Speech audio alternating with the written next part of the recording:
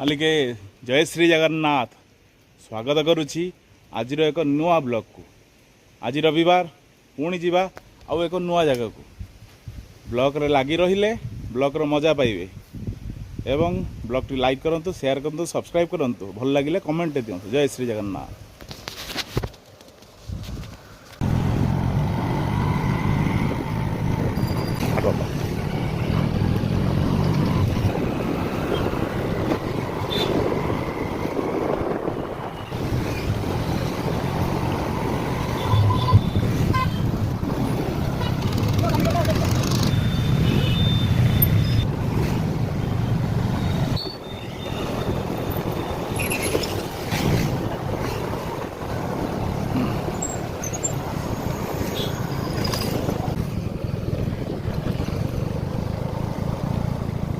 आमे बर्तमान पहुँच जाइए से पड़िया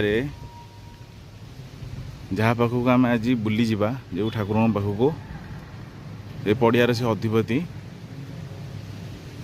दोल समय ये आसिकी बसंती से ठाकुर।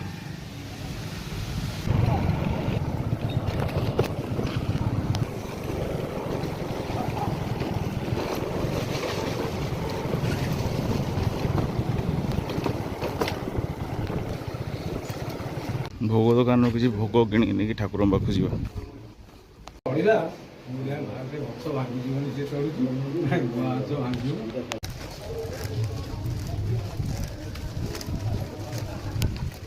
कर्पूरगौरं करुणावतारं संसारसारं भुजगेन्द्रहारं सदा वसन्तं हृदयारविन्दे भवं भवानी सहितं नमामि भवं भवानी सहितं नमामि भवं भवानी सहितं नमामि।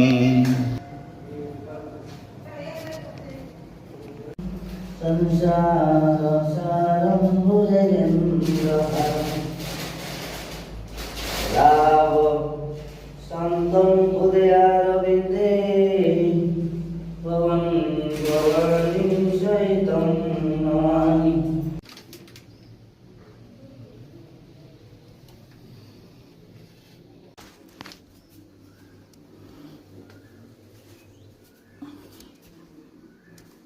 माँ पार्वती माता समस्त मंगल करंतु माँ।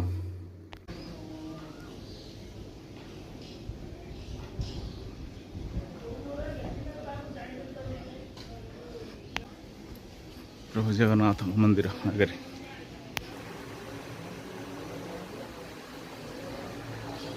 अनंत कोटि ब्रह्मांडर नाथ मणिमा हरि हरि बोल मणिमा हरि हरि बोल हरि हरि बोल हरि हरि बोल। अति सुंदर मनोरम परिवेश।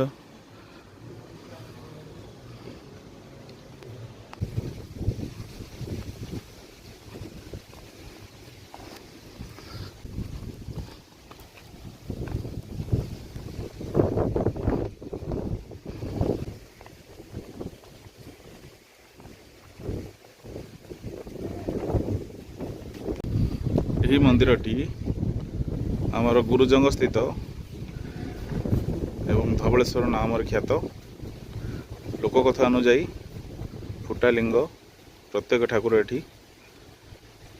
एवं पुरातन लोककथा अनुजाई कला बलद माने गोटे चाषीर दुईटी बलद थिले कला एवं धला तार गोटे बलदटी मरीगला से तार गोटे बलद थिला कला बलदटी ताकू गोटे चोर चोरी करी राति आणुवा समय ग्रामवासी हाबुड़े पड़ा जो ये मंदिर से शरण नहीं थे।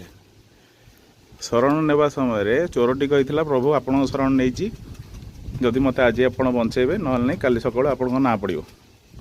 तो प्रभु कौन कले कला बलदटी को परिवर्तन कले यही धला बलद जोठिकी आप देखुए स्थापित हो।